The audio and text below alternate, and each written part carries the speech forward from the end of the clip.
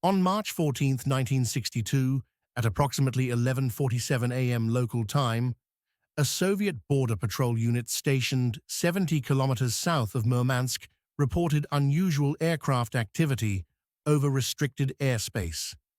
The weather that morning was typical for the region. Overcast skies, winds gusting at 40 knots, and a temperature that hovered around -30 degrees Celsius. Within the Soviet military command structure, such reports were routine during the height of the Cold War, when American reconnaissance flights regularly tested the boundaries of Soviet territory, probing for weaknesses in radar coverage and response times. But what happened next would set in motion a chain of events that the Soviet government would spend decades trying to bury. The aircraft in question was a Lockheed U-2 reconnaissance plane piloted by Captain James Holloway, a 31-year-old Air Force officer from Richmond, Virginia. Holloway had been flying intelligence-gathering missions for nearly 3 years, operating out of bases in Turkey and Norway, photographing Soviet military installations from altitudes that were supposed to be beyond the reach of enemy fire. On that particular morning, his mission was to photograph naval facilities near the Kola Peninsula, a strategic choke point where the Soviet Northern Fleet maintained its most critical submarine bases. But somewhere over the Barents Sea, roughly 200 kilometers from the Norwegian border, something went catastrophically wrong. Soviet radar operators tracked the U-2 as it descended rapidly from its cruising altitude of 70,000 feet. At first, command assumed their air defense systems had successfully brought down another American spy plane, a propaganda victory that could be paraded before the world, just as they had done 2 years earlier when Francis Gary Powers was shot down over Sverdlovsk. But when fighter jets were scrambled to locate the wreckage, they found nothing. The aircraft had simply vanished from their screens, disappearing into the vast expanse of frozen wilderness that stretched for hundreds of miles in every direction. What Soviet command didn't know was that the plane had crash-landed relatively intact on a frozen lake approximately 115 kilometers northeast of a small military outpost designated Station 19. The impact had sheared off the left wing and destroyed the landing gear, but the fuselage remained largely whole, buried partially in snow and ice.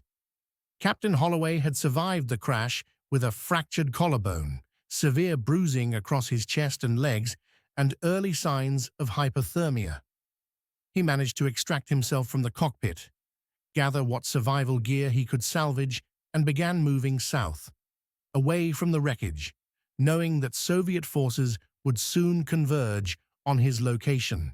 Station 19 was manned by a rotating crew of 18 soldiers, tasked with monitoring the border region and reporting any unusual activity.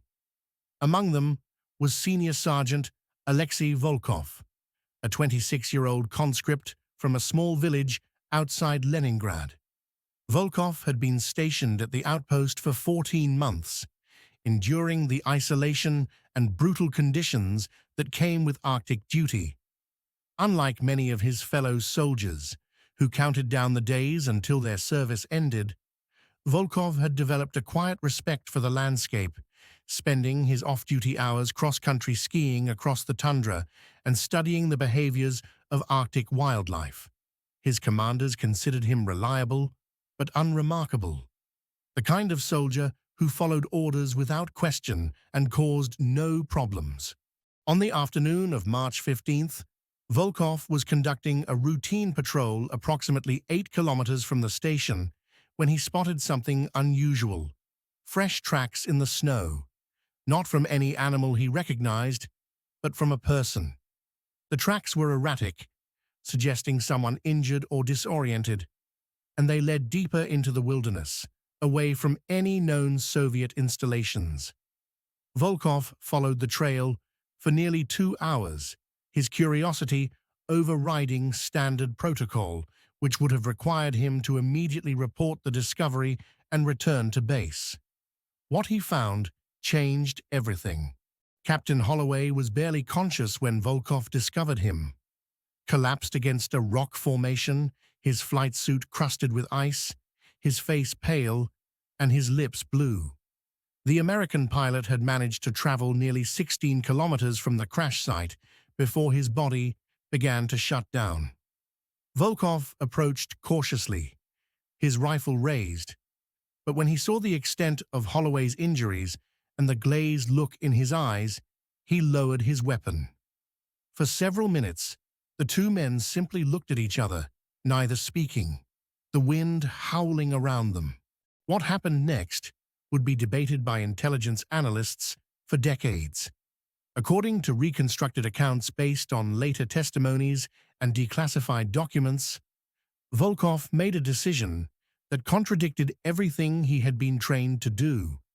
Instead of radioing for backup or taking Holloway prisoner, he helped the American to his feet, wrapped him in his own thermal blanket, and began guiding him away from the patrol route, deeper into a region of the tundra that even Soviet forces rarely ventured. The reasons for this choice remain unclear. Some historians speculate that Volkov acted on impulse, a moment of human compassion overriding military duty. Others suggest he may have been disillusioned with the Soviet system, perhaps influenced by the political thaw that had begun after Stalin's death. But the most compelling theory, supported by fragments of Volkov's later communications, is that he simply couldn't bring himself to hand over a dying man to certain execution. By the evening of March 15th, Station 19 realized that Sergeant Volkov had failed to return from his patrol. His last radio check-in had been at 1:23 p.m., reporting nothing unusual. When he didn't respond to subsequent calls, the commanding officer, Lieutenant Colonel Pavel Grishkov, initiated search protocols. However, given the harsh weather conditions and the approaching nightfall, the search was delayed until the following morning. This delay would prove critical, giving Volkov and Holloway a 12-hour head start. Meanwhile, Soviet intelligence had located the crash site.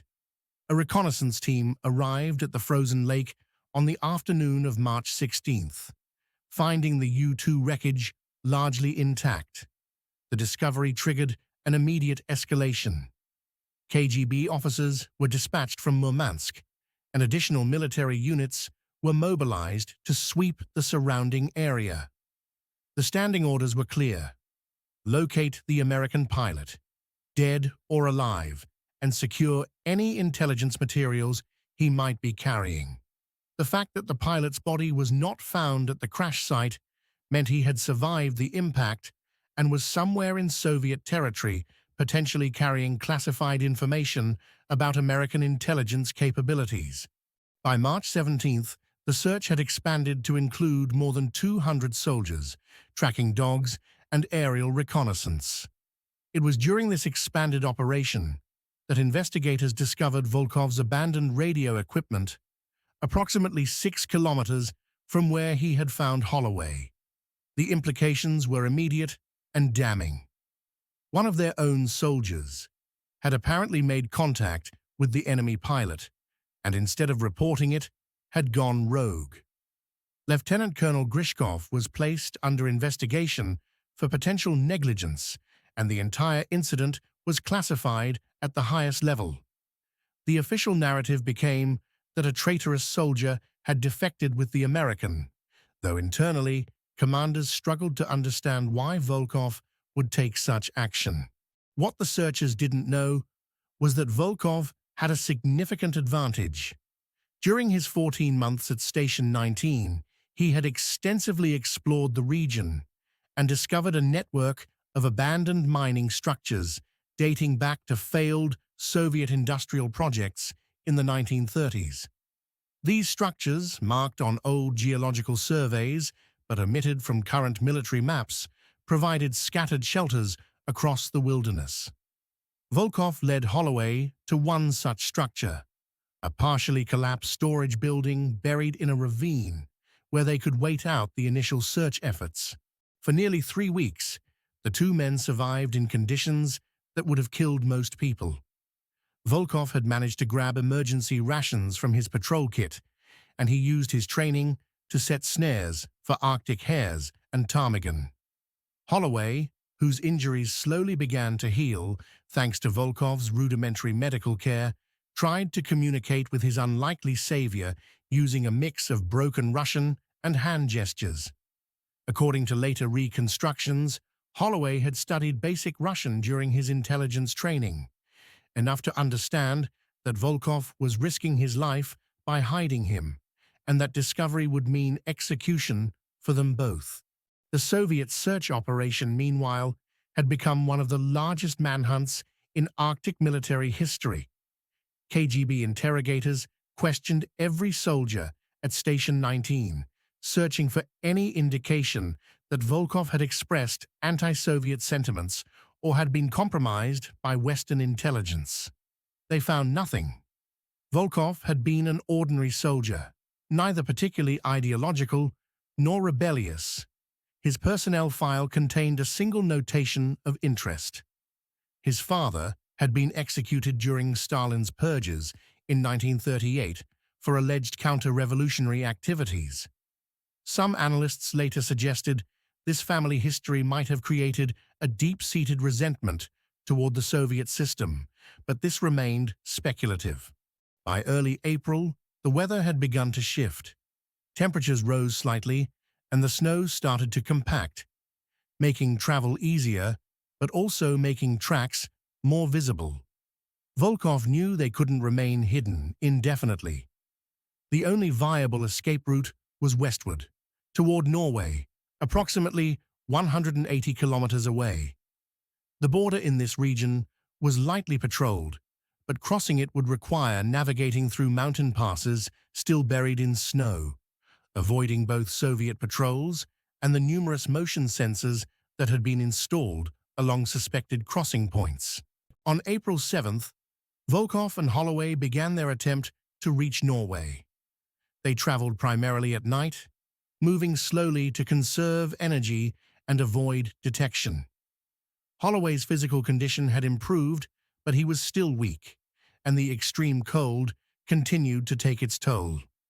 Volkov rationed their remaining food supplies, calculated to last 8 days if they maintained their pace. But what neither man could have anticipated was the sudden weather system that moved in from the Arctic Ocean on April 10th.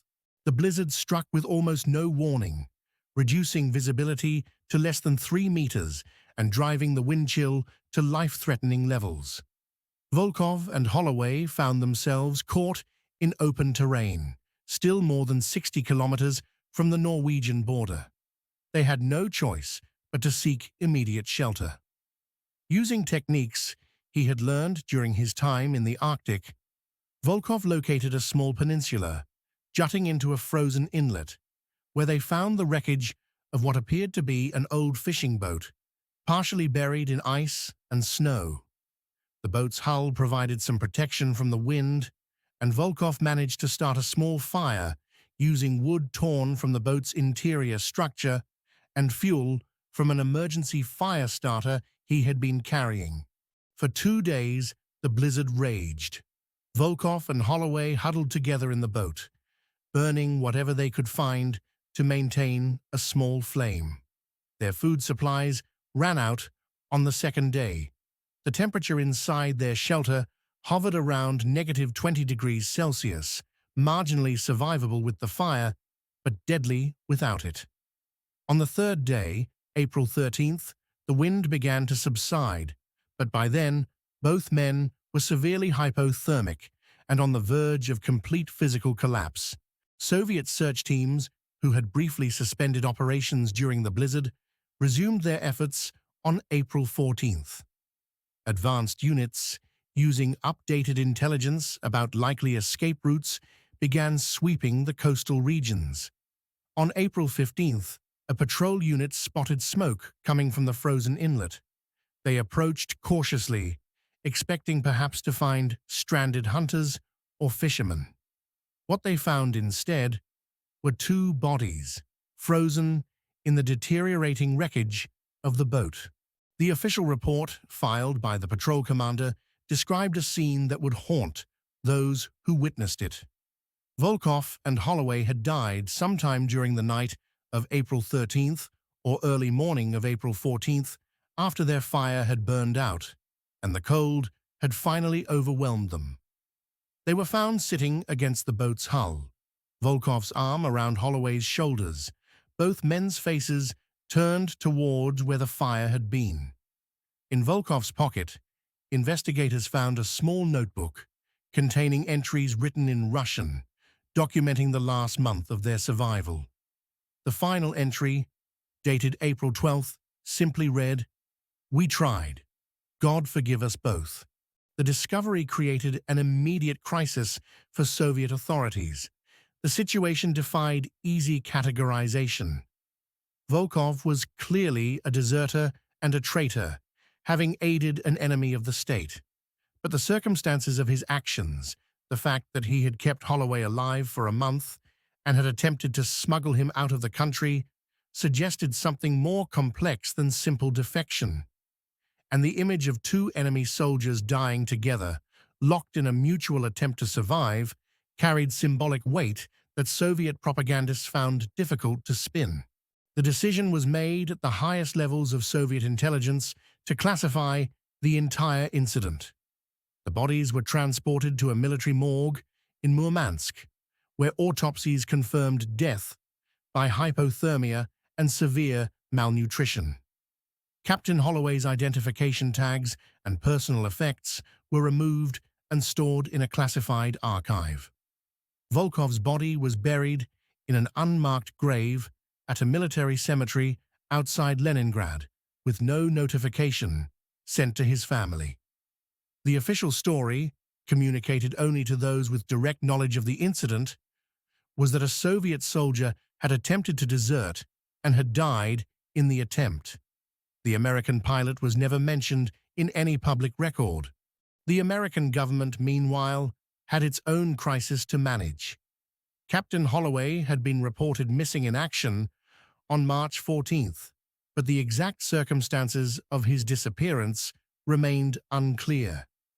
The U.S. Air Force knew the flight path and could estimate where the plane had gone down, but without confirmation from Soviet sources, they couldn't determine whether Holloway had been captured, killed, or had somehow escaped. Diplomatic inquiries were made through back channels, but the Soviets denied any knowledge of an American aircraft or pilot. This denial was technically accurate. Officially, the incident had never happened. For nearly 3 decades, the case remained closed. Holloway's family was told he had been killed in action during a classified mission, and his remains were never recovered. Volkov's younger sister, Nina, spent years trying to understand why her brother had been buried without ceremony and why military officials refused to discuss the circumstances of his death. She was told only that he had died while serving his country and that further details were classified. The truth began to emerge in the early 1990s, following the collapse of the Soviet Union. As archives were opened and former KGB officers began writing memoirs, fragments of the story started to surface. A retired colonel mentioned the incident with the American pilot and the traitor sergeant in a 1993 interview, though he provided few details. A filing clerk who had worked in the Murmansk archives came forward with copies of documents she had preserved, including portions of the patrol reports and Volkov's notebook entries. The breakthrough came in 1997, when a joint Russian-American commission investigating Cold War incidents obtained access to previously sealed KGB files. Among thousands of documents, they found the complete case file for what was internally designated as Incident Cola 62. The file contained everything: the initial aircraft detection reports, the search operation logs, witness statements from soldiers at Station 19, photographs of the crash site, and most importantly, transcribed copies of Volkov's notebook and the autopsy reports for both men. The notebook entries painted a picture that was both heartbreaking and profound. Volkov wrote about his initial encounter with Holloway, describing the moment of decision when he chose to help rather than report. He wrote about the difficulty of communication, the gradual development of trust between two men who were supposed to be enemies. He documented their survival techniques, their near misses with search patrols, and their growing realization that escape might be impossible. In one entry, dated March 28th, Volkov wrote, "He showed me pictures of his wife and daughter today. I told him about my mother's garden in summer. We are the same, he and I, just men trying to live." Holloway, according to Volkov's notes, had tried multiple times to convince his protector to simply leave him and return to his unit. He understood the risk Volkov was taking and didn't want to be responsible for another man's death. But Volkov had refused, writing, "If I abandon him now, what was the point of saving him in the first place? We either both survive or neither of us does." The notebook also revealed the extent of their final struggle. As the blizzard closed in and their supplies dwindled, both men knew their chances were diminishing. They discussed whether to surrender to a Soviet patrol or continue the attempt to reach Norway. Holloway argued for surrender, believing that at least Volkov might be spared if he claimed to be bringing in a prisoner. Volkov rejected this, knowing that desertion combined with aiding an enemy agent would result in execution, regardless of the circumstances. When the story was finally made public in 1998, through a series of articles in Russian and American newspapers, the response was complex. In Russia, some viewed Volkov as a traitor who had betrayed his country for a foreign enemy. Others saw him as a humanitarian who had acted on conscience rather than ideology. Veterans groups debated whether his actions constituted courage or cowardice. In the United States, Holloway was posthumously awarded several commendations for his service, though the circumstances of his death were described only vaguely in official citations. His widow, Elizabeth Holloway, who had remarried years earlier, gave a single interview in which she stated, "I wish I could thank the man who tried to save my husband. I wish both of them could have made it home." The question that historians and ethicists continue to debate is why Volkov made the choice he did. Nothing in his background suggested he was ideologically opposed to the Soviet system. His military record showed no signs of dissent or unreliability. The most comprehensive analysis, conducted by a team of researchers who interviewed former soldiers who had served with Volkov, suggests that the decision was not political, but deeply personal. Volkov had watched a man die in front of him, not an enemy soldier engaged in combat, but an injured, helpless human being. And in that moment, military doctrine and national loyalty became less important than a fundamental moral imperative. Some researchers have pointed to the specific historical context. By 1962, the worst excesses of Stalinist terror had ended, and Soviet society was experiencing what historians call the thaw, a period of relative liberalization when individuals began to question rigid ideological orthodoxy. Volkov had grown up during Stalin's purges and had seen firsthand how the state could destroy lives arbitrarily. His father's execution, though never openly discussed, had likely shaped his view of authority and justice. When faced with orders that would result in the death of an injured man who posed no threat, Volkov may have simply decided that some orders deserved to be disobeyed. The physical evidence from the final scene supports the conclusion that both men remained committed to helping each other until the end. The positioning of their bodies, the shared use of their remaining clothing for insulation, and the fact that they had continued to feed the fire until their fuel was completely exhausted all suggest a level of mutual cooperation and trust that transcended their national identities. A forensic analysis conducted in 1999 determined that Holloway had died approximately 2 to 3 hours before Volkov, and that in those final hours, Volkov had wrapped his own coat around the already deceased American, sacrificing his own body heat in what may have been either a final act of compassion or simple hypothermic delirium. The site where their bodies were found has never been formally marked.